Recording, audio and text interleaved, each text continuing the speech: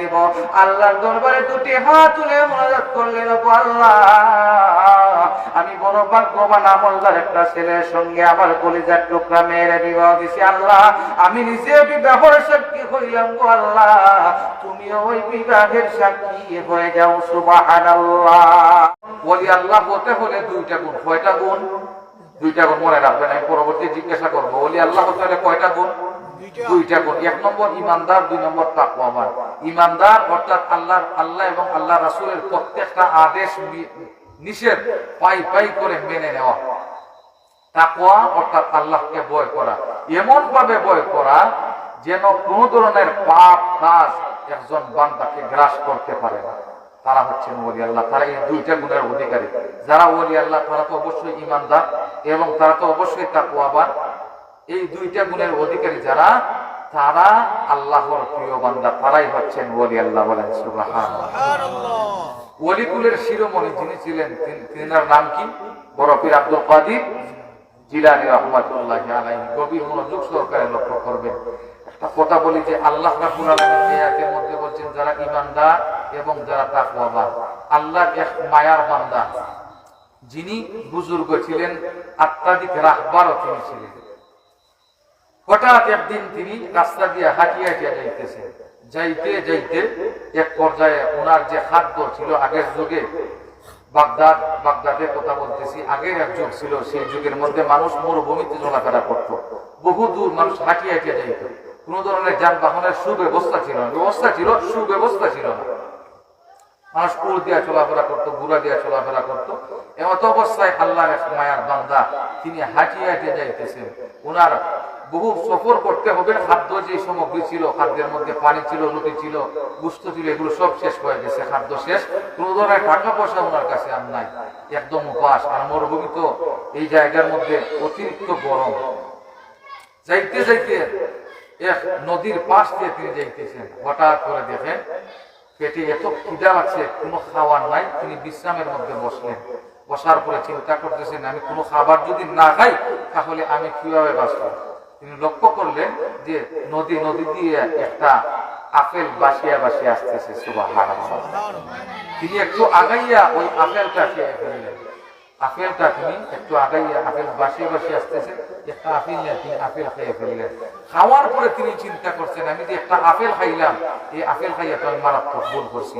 এই আপেলটা খাইলাম, তার সম্পদ আমি খাইলাম। আমি একটা সম্পদ, আল্লাহর এক বান্দার সম্পদ খাইলাম। যদি আল্লাহ কিয়ামতের ময়দানে আমাকে জিজ্ঞেস করেন, আমি আল্লাহকে কি জবাব দেব, এই চিন্তার মধ্যে তিনি পড়ে গেলেন। বর্তমান যুগে আমরা যদি মানুষের রাস্তার মধ্যে কোনো জিনিস খাই, এটা খাওয়ার পরে কি আমরা চিন্তা করি খার খাইলাম? চিন্তা করি? জুড়ে জুড়ে বলেন। আমরা কোন জিনিস খাইবার পাইলে যদি রাস্তায় দিয়ে হাঁটিয়ে যাইতেছেন, হঠাৎ করে দেখেন একটা মিষ্টির বক্স আপনার সামনে, কোনো মানুষ নাই, এখন কি করবেন? বসে ইচ্ছা মতো বাদাম দিবেন, ঠিক না? ইচ্ছা মতো বাদাম দিবেন। এরপরে খাওয়ার পরেও চিন্তা করবেন না কি খাইলাম, কি খাইলাম। ভাইরা আমি খার সম্পদটা খাইলাম। আল্লাহর এই বান্দা চিন্তা করতেছেন যে আমি খার সম্পদ খাইলাম। আল্লাহর বান্দা বড় পরেজগার একজন বান্দা, আল্লাহর বড় মায়ের বান্দা। তিনি যখন রাস্তা দিয়ে হাঁটিয়া যাইতেছেন, বুকের পেটের মধ্যে খুবই খিদা, এত খিদা ওনার পেটের ভিতরে লাগছে। এখন কি করবেন? কোনো খাবার নাই, কোনো উপায় নাই। আল্লাহর বান্দা নিরাশ হয়ে গেলেন। হঠাৎ করে লক্ষ্য করলেন একটা আপেল নদী দিয়ে বাসিয়া বাসিয়া যাইতেছে। আল্লাহর বান্দা ওই আপেলটা সামান্য আগাইয়া তিনি আপেলটা যখন হাতের মধ্যে নিয়ে খেয়ে ফেললেন। খাওয়ার পরে আল্লাহর বান্দার পেটের মধ্যে যে ক্ষুধা ছিল, সামান্য পরিমাণ ক্ষুধা নিবারণ হয়েছে। আল্লাহর বান্দার মাথার ভিতরে চলে আসলো, হায় রে হায়, আমি কার সম্পদ খাইলাম? আল্লাহর কোন বান্দার সম্পদ খাইলাম? কাল কিয়ামতের ময়দানে যদি আমার আল্লাহ আমারে জিজ্ঞেস করেন, রে বান্দা তুমি যে একটা ফল খাইছো, খার ফল খাইছো, আল্লাহ যদি আমাকে ধরে ফেলেন, আল্লাহর ধরা থেকে বাঁচা আমার পক্ষে কোশ্চিনকালেও সম্ভব হবে না। আল্লাহর বান্দা চিন্তার মধ্যে পড়ে গেলেন, খার ফল আমি খাইলাম। আল্লাহর বান্দা চিন্তা করতে করতে এক পর্যায়ে আল্লাহর বান্দা চিন্তা চিন্তা করে তিনি ভাবলেন এই যে ফলটা চলে আসছে, ফলটা কোন দিক দিয়ে আসছে। তিনি লক্ষ্য করলেন ওই দিক দিয়ে ফলটা বাসিয়া বাসিয়া আসছে। যে দিক দিয়ে আসছে তার উল্টো দিকে তিনি রওনা দিলেন। যাইতে যাইতে বহু দূর পর্যন্ত যাইয়া একটা আপেলের বাগান দেখলেন। আপেলের বাগান দেখিয়া তিনি বুঝলেন হয়তোবা এই আপেলের বাগান থেকে ওই ফলটা পড়ছে, আমি ফলটা খাইছি। আল্লাহর বান্দা আপেলের বাগানের মধ্যে প্রবেশ করে ফেললেন। আপেলের বাগানের মধ্যে প্রবেশ করিয়া আল্লাহর বান্দা আপেলের বাগানের মালিককে খুঁজতেছেন। ওই মালিকটা কোথায় রে? মালিকের কাছ থেকে দাবি ছুটাইতে হবে। আমি যদি আজকে দাবি না ছুটাই, দুনিয়ার কেউ তো দেখেন নাই, একজন দেখছেন, তিনি কে? আর একটু আওয়াজ দিয়ে বলেন তিনি কে? আল্লাহর বান্দা মালিককে খুঁজতেছেন, মালিককে কোথাও খুঁজে পান না, কোথাও মালিকের সন্ধান পান না। এক পর্যায়ে আল্লাহর বান্দা একটা ঘরের কোণা দেখলেন, ছোট্ট একটা কুঁড়ে ঘর দেখা যায়। আল্লাহর বান্দা দৌড়িয়া দৌড়িয়া ওই কুঁড়ে ঘরের মধ্যে যাইয়া দেখলেন আল্লাহর আরেকজন বান্দা, তিনি যায় না মাঝের মধ্যে বসিয়া বসিয়া তাসবিহ পড়তেছেন। একটু আওয়াজ দিয়ে বলেন সুবহানাল্লাহ। আল্লাহর বান্দা তাসবিহ পড়তেছেন, এমত অবস্থায় যিনি ফল খেয়েছিলেন তিনি আল্লাহর বান্দাকে বললেন আসসালামু আলাইকুম ওয়া রাহমাতুল্লাহ। জবাব চলে আসলো ওয়া আলাইকুমুস সালাম ওয়া রাহমাতুল্লাহি ওয়া বারাকাতুহু। তিনি জবাব দিলেন। জবাব দেওয়ার পরে আল্লাহর বান্দা বিনয়ের সহিত জিজ্ঞাসা করলেন, রে আপেলের মালিক, আল্লাহর বান্দা আপনাকে দেখে আমার বড় ভালো লাগছে। আপনি আল্লাহর কোন মায়ের বান্দা, মাথার মধ্যে টুপি, মুখের মধ্যে দাড়ি, শরীরের মধ্যে সুন্দর জুব্বা পরা অবস্থায় আমি একটা অপরাধ করে ফেলছি, জানি না আল্লাহ মাফ দিবেননি। আপনি যদি মাফ দিয়া দেন আমার আল্লাহ সঙ্গে সঙ্গে আমার ওই অপরাধটাকে ক্ষমা করে দিবেন। সুবহানাল্লাহ। আল্লাহর বান্দা যখন আরজটুকুন করলেন, ওই আপেলের বাগানের মালিক তিনি বলতেছেন তোমার কি অপরাধ, তুমি কোন অপরাধ করেছো একটু বলো। আল্লাহর বান্দা যখন বললেন তুমি কি অপরাধ করেছো বলো, আল্লাহর বান্দা যিনি আপেল খেয়েছিলেন উনি বলেন আমি যে অপরাধটা করছি, আমি রাস্তা দিয়া হাঁটিয়া হাঁটিয়া যখন রওনা দিলাম তখন পেটের মধ্যে খুবই ক্ষুধা, আমি বহু দূর থেকে চলে আসছি। আমার কাছে যত ধরনের খাদ্য ছিল সমস্ত খাদ্য আমার ফুরিয়ে গেছে, আমার কাছে কোনো ধরনের খাদ্য নাই। আমি এক পর্যায়ে পেটের খিদায় আমি একটা ফল খেয়ে ফেলছিলাম, আপেল ফল খাইছি। ওই ফলটা খাওয়ার পরে আমি চিন্তা করলাম কার ফলটা আমি খাইলাম। আল্লাহ যদি আমাকে জিজ্ঞেস করেন, আল্লাহ যদি জিজ্ঞেস করেন আমি কি জবাব আল্লাহর কাছে দিব? এই চিন্তা করতে করতে আমি চলে আসলাম আপেলের বাগানের মধ্যে। ওই বাগানের মধ্যে আসি আমি বুঝতে পারলাম ওই বাগান থেকে আপেলটা পড়ছে, আর ওই আপেলটা বাসিয়া বাসিয়া ওই জায়গা পর্যন্ত গেছে। আপনি একটু আমাকে ক্ষমা করিয়া দেন, আমি আপনার ওই বাগানের আপনার গাছের ফল খেয়ে ফেলছি, আপনি একটু আমাকে ক্ষমা করে দেন। আপনি ক্ষমা করে দিলে আল্লাহ ক্ষমা করে দিবেন। আল্লাহর বান্দা যখন এই কথা যখন বললেন, আপেলের বাগানের মালিক তিনি বললেন আপনি যে কথাটা বলছেন আপনার নাম কি? তখন তিনি উচ্চ আওয়াজ দিয়ে বলেন আমার নাম আবু সালেহ মুসা জঙ্গি। সুবহানাল্লাহ। আমার নাম হচ্ছে আবু সালেহ। তখন ওই বাগানের মালিক তিনি বললেন তোমার নাম আবু সালেহ, তুমি যে অপরাধ করছো এই অপরাধের শাস্তি হইল তুমি 12 বছর পর্যন্ত আমার ঘরের মধ্যে, আমার বাড়ির মধ্যে, আমার বাগানের মধ্যে কাজ করবা। 12 বছর কাজ করলে তাহলে তোমার কাফারা হয়ে যাবে, তোমারে আমি ক্ষমা করিয়া দিব, নতুবা তোমারে আমি ক্ষমা করতে পারবো না। 12 বছর পর্যন্ত আমার বাগানের মধ্যে তোমার কাজ করতে হবে। আল্লাহর বান্দা আবু সালেহ মুসা জঙ্গি রহমাতুল্লাহি আলাইহি আল্লাহর বড় মায়ের একজন বান্দা। আবু সালেহ মুসা জঙ্গি তখন ওই আল্লাহর মায়ের বান্দাকে বললেন 12 বছর পর্যন্ত যদি আপনার ওই বাগানের মধ্যে কাজ করতে হয় আমি 12 বছর পর্যন্ত কাজ করব, এরপরেও আপনি ক্ষমা করবেন কিনা একটু বলেন। আল্লাহর বান্দা বলেন 12 বছর কাজ করার পরে তোমারে বলবো আমি ক্ষমা করব কি করব না, একটু আওয়াজ দিয়ে বলেন সুবহানাল্লাহ। 12 বছর পর্যন্ত লাগাতার তিনি কাজ করলেন। ওই যে আপেলের বাগানের মালিক আল্লাহর বান্দা, আল্লাহর বান্দা তিনিও বুজুর্গ মানুষ, তিনি লক্ষ্য করলেন একটা মাত্র আপেল খাইছে, আল্লাহর বান্দা একটা আপেল খেয়ে ফেলছে। ওই একটা আপেল খাওয়ার কারণে এত দূর পর্যন্ত খুঁজিয়া খুঁজিয়া আমার কাছে আসিয়া মাপ চাইতেছে। নিশ্চয় ওই মানুষটা বড় ভালো মানুষ, আল্লাহর পেয়ারা বান্দা। তিনিও আল্লাহর বিখ্যাত একজন বুজুর্গ ছিলেন, আত্মাধিক রাহবার ছিলেন। ওনার নাম হইল আব্দুল্লাহ সাউমেই রহমতুল্লাহি আলাইহি সুবহানাল্লাহ। আল্লাহর বান্দা 12 বছর পর্যন্ত লাগাতার কাজ করলেন, কোন ধরনের খিয়ানত করে নাই। আল্লাহর বান্দা ওই যে বাগানের মালিক আল্লাহর বান্দা মায়ের বান্দা, তিনি যখন 12 বছর পূর্ণ হয়ে গেল, 12 বছর পূর্ণ হওয়ার পরে আবু সালেহ মুসা জঙ্গিকে ডাক দিয়ে বলেন, রে আবু সালেহ মুসা, লাগাতার 12 বছর পর্যন্ত তুমি আমার বাগানের মধ্যে কাজ করছো, এই কাজ করতে যাইয়া কোন ধরনের কোন খারাপ কাজ পাই নাই তোমার কাছ থেকে, আমি কোন ধরনের অন্যায় কাজ পাই নাই, কোন ধরনের খেয়ানত পর্যন্ত করো নাই। আমার গাছের মধ্যে কত কত ফল, আমার বাগানের মধ্যে কত ফল, একটা দিন আমার না জিগাইয়া তুমি কোনো ফল খাও নাই। তোমার ব্যবহার আমার কাছে বড় ভালো লাগছে রে আবু সালেহ, আমি তোমার এখনো পর্যন্ত মাপ দিব না, মাপ দিব একটা শর্তের বিনিময়ে। ওই শর্ত যদি তুমি মানো তাহলে আমি তোমারে ক্ষমা করিয়া দিব। সুবহানাল্লাহ। আল্লাহর বান্দা আবু সালেহ মুসা জঙ্গি ডাক দিয়া বলেন, কি শর্ত আপনার? কোন কাজ করলে আপনি আমারে মাপ দিবেন? একটা ফল খাইছিলাম, 12 বছর পর্যন্ত আপনার চাকরি করলাম, এখন কোন পাপ আমার কাছে বুঝাইয়া দিবেন? কোন জিনিস আমার দিবেন? কোন আপদ আমার দিবেন? কোন কাজ আমার দিবেন? বলেন, এরপরেও আমি মাপ চাইতে চাই। আমার যদি মাফ করিয়া দেন আমি আল্লাহর দরবারে বলতে পারবো, গো আল্লাহ, একটা ফল খাওয়ার কারণে আমি অন্যায় ভাবে একটা ফল খাইছিলাম, গো আল্লাহ, এই ফল খাইছিলাম, ফল খাওয়ার পরে ওই ফলের মালিকের কাছে যাইয়া আমি মাপ নিছি, এরপরেও আপনি বলেন কোন কাজ করলে আপনি আমারে মাপ দিবেন?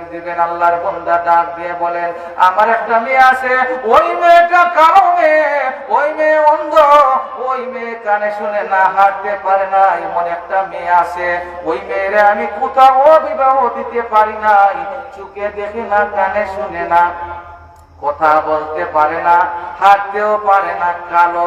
দেখেন কালো মেয়ে, চোখে দেখে না, কানে শুনতে পায় না, মুখ বন্ধ, অর্থাৎ বোবা মেয়ে, এবং হাঁটতেও পারে না। 5টা, এই 5টা জিনিস ওই মহিলার মধ্যে নাই। আবু সালেহ মুসা জঙ্গি তিনি চিন্তার মধ্যে পড়ে গেলেন, হায় রে হায়, এই যে একটা মহিলা, এমন মহিলা, কালো মহিলা, চোখেও দেখে না, কানেও শুনতে পায় না, চেহারাও কালো, চলতেও পারে না, এমন একটা মেয়ে উনার, ওই মেয়েরে আমার কাছে বিবাহ দিয়ে দিবেন। আল্লাহর বান্দা এরপরেও আল্লাহর কাছ থেকে মাফ চাইতে চায়। মাত্র একটা ফল খাইছে। কয়টা ফল? আর একটু আওয়াজ দিয়ে বলেন, কয়টা ফল? মাত্র একটা ফল আল্লাহর বান্দা খাইছেন, আপেল ফল। এই আপেল ফল খাওয়ার কারণে প্রায় 12 বছর পর্যন্ত লাগাতার আল্লাহর বান্দা চাকরি করলেন। 12 বছর পর্যন্ত লাগাতার চাকরি করার পরে এখন মাফ চাইবেন। এখন আল্লাহর বান্দা যার কাজ করলেন, যার ফল খাইলেন, তিনি বলেন মাফ দিবেন। শর্ত হইল ওনার কালো মেয়েরে বিবাহ করতে হবে, কানা মেয়েরে বিবাহ করতে হবে, কানে শুনে না, ওই কানে শুনে না খাওয়া মেয়েরে বিবাহ করতে হবে, চলতে পারে না, লেংরা মেয়েরে বিবাহ করতে হবে। হায় রে হায়, এখন কি করা যায়? আল্লাহর দরবার থেকে তো বাঁচতে হবে। আল্লাহর দরবার থেকে বাঁচতে হইলে ওই বুবা মেয়ে, কালো মেয়ে, লেংরা মেয়েরে আমার বিবাহ করতে হবে। আল্লাহর বান্দা রাজি হয়ে গেলেন, কি আচ্ছা, আমি আপনার মেয়েরে বিবাহ করতে চাই, বিবাহ দিয়ে দেন, আমার কোনো আপত্তি নাই। এরপরেও বলেন আমারে মাপ করে দিলাম, দাবি ছুটাইয়া দিলাম, তোমারও ক্ষমা করে দিলাম। আল্লাহর বান্দা আবু সালেহ মুসা জঙ্গি একটা মুস্কি হাসি দিয়া শুকরিয়া দান বললেন, আলহামদুলিল্লাহি রাব্বিল আলামিন। জুড়ে বলেন আলহামদুলিল্লাহি রাব্বিল আলামিন। আবু সালেহ মুসা জঙ্গির বিবাহ হয়ে গেল। রাত্রি বেলা যখন বাসর ঘরের ভিতরে প্রবেশ করবেন, বাসর ঘরের ভিতরে যেই মুহূর্তে সালাম দিলেন, সালাম দেওয়ার সঙ্গে সঙ্গে সালামের পাল্টা জবাব আসলো, ওয়া আলাইকুমুস সালাম ওয়া রাহমাতুল্লাহি ওয়া বারাকাতুহু। আবু সালেহ মুসা জঙ্গি ভয় পেয়ে গেলেন। কেন ভয় পেয়ে গেলেন? হায়রে, আমি নাকি কোন ভুল ঘরের মধ্যে প্রবেশ করে ফেললাম। আমার তো আজকে বাসর ঘরের কথা, আজকে বাসর ঘরের ভিতরে প্রবেশ সঙ্গে তিনি দৌড়াইয়া যখন ঘর থেকে বাহির হয়ে যাবেন, বাসর ঘর থেকে যখন বাহির হয়ে যাবেন, যাওয়ার সঙ্গে যখন দরজার কাছে গেলেন, দরজার কাছে যাওয়ার সাথে সাথে দেখলেন ওনার শ্বশুর আব্দুল্লাহ সাউমির উপস্থিত। সুবহানাল্লাহ। আব্দুল্লাহ সাউমির রহমাতুল্লাহি আলাইহি উপস্থিত হইয়া তিনি ওনার জামাতা, ওনার দামানকে ডাক দিয়া বলেন, রে আবু সালেহ মুসা জঙ্গি, আমার যে মেয়েটারে তোমার কাছে বিবাহ দিছি, আমি তোমার যে 5টা কথা বলছিলাম, ওই 5টা কথা মূলত মিথ্যা নয়। যে মেয়ের সালাম দিছো ওই মেয়ে হইল আমার কলিজার টুকরা মেয়ে। সুবহানাল্লাহ। আবু সালেহ মুসা জঙ্গি শ্বশুরকে ডাক দিয়ে বলেন, শ্বশুর গো, কেন 5টা মিথ্যা কথা তিনি বললেন? কেন আপনি 5টা মিথ্যা কথা বললেন? কারণটা কি? তখন তিনি বলেন, আমি সর্বপ্রথম বলছিলাম আমার মেয়ে কালো। আমার মেয়ের জন্য কালো, আমার মেয়ের রূপ, আমার মেয়ের গুণ, আমার 4 দেওয়াল, আমার বাড়ির এরিয়ার বাহিরে আমার মেয়ের রূপ কোন পর পুরুষ দেখে নাই। সুবহানাল্লাহ। আমি এজন্য অন্ধ আমার মেয়ের বলছিলাম, কারণ আমার মেয়ে তার চক্ষু দ্বারা কোন পর পুরুষ দেখে নাই। আমার ঘরের ভিতরে আমি আছি, আমার স্ত্রী আছে, আমার মেয়ের আমি বাবা এবং মা ছাড়া আমার মেয়ে আর কাউকে দেখে নাই। এর জন্য আমি বলছিলাম আমার মেয়েটা অন্ধ। আমি কেন কানা বলছিলাম, কানে কেন কম শুনে এজন্য বলছিলাম, কারণ আমার কলেজের টুকরা মেয়ে কোনদিন কোন পরপুরুষের আওয়াজ কানে শুনে নাই। সুবহানাল্লাহ। এজন্য আমি বলছিলাম আমার মেয়ে হইল কানা, অর্থাৎ কাল্লুয়া, আমার মেয়ে কানে শুনে না। এরপরে ওই আবু সালেহ মুসা জঙ্গির শ্বশুর ডাক দিয়ে বলেন, যে আমার কলিজার টুকরা জামান আবু সালেহ মুসা, আমি যে বলছিলাম আমার মেয়ে হাঁটতে পারে না, আমি কেন বলছিলাম জানি? আমার মেয়ে আমার ঘরের 4 দেওয়ালের বাহিরে কখনো হাঁটিয়া যায় নাই। সুবহানাল্লাহ। একটু আওয়াজ দিয়ে মহব্বতে বলেন সুবহানাল্লাহ। আবু সালেহ মুসা জঙ্গির শ্বশুর আব্দুল্লাহ সাউমি রহমাতুল্লাহি আলাইহি দামানকে ডাক দিয়ে বলেন, রে আমার কলিজার টুকরা দামান, আসো আমার মেয়ের কাছে আসো, বসো, আমি তোমাদেরকে লইয়া একটু দোয়া করি। আব্দুল্লাহ সাউমিরি 2টা হাত তুলিয়া দোয়া করলেন, ওগো আল্লাহ, আমার কলিজার টুকরা মেয়ের আমি এমন এক পাত্রের সঙ্গে বিবাহ দিছি গো আল্লাহ, যে পাত্র চরিত্র সম্পর্কে আল্লাহ আমি যতটুকু জানি এর চাইতে বেশি তুমি মনিব জানো। সুবহানাল্লাহ। আমার যে দামান আবু সালেহ মুসা জঙ্গি কোন ধরনের পাপ কাজ করে নাই, মাত্র একটা ফল খেয়েছিল অন্যায় ভাবে, সে মনে করছে অন্যায়। ওগো আল্লাহ, একটা ফল খাওয়ার কারণে আমার কাছে আসিয়া মাপ যেহেতু চাইছে, ওগো আল্লাহ আমি মাপ দিলাম না। কেন মাপ দিছেন না? একটা কারণ হইল, যখন উনার কাছে আবু সালেহ মুসা জঙ্গি আসিয়া মাপ চেয়েছিলেন, তিনি তখন বিবাহ দেন নাই। উনার যে মেয়ে ছিল ওই মেয়েটা তখন প্রাপ্ত বয়স্ক ছিল না, ছোট ছিল। ওই মেয়ের যখন 18 বছর পূর্ণ হয়ে যাবে, এর জন্য 18 বছরের জন্য তিনি অপেক্ষা করছিলেন। আরো 12 বছর হয়ে গেলে আমার মেয়ের 18 বছর পূর্ণ হয়ে যাবে। সুবহানাল্লাহ। 18 বছর পূর্ণ হয়ে গেলে আমার কলিজার টুকরা টুকরা মেয়ের সঙ্গে ওই সন্তান ওই ছেলেটাকে, ভাগ্যবান ছেলেটাকে বিবাহ দিয়া দিব। আল্লাহর দরবারে দুটি হাত তুলে মুনাজাত করলেন, ও আল্লাহ, আমি বড় ভাগ্যবান আমলদার একটা ছেলের সঙ্গে আমার কলিজার টুকরা মেয়ের বিবাহ দিছি। আল্লাহ, আমি নিজে বিবাহের সাক্ষী হইলাম গো আল্লাহ, তুমিও ওই বিবাহের সাক্ষী হয়ে যাও। সুবহানাল্লাহ।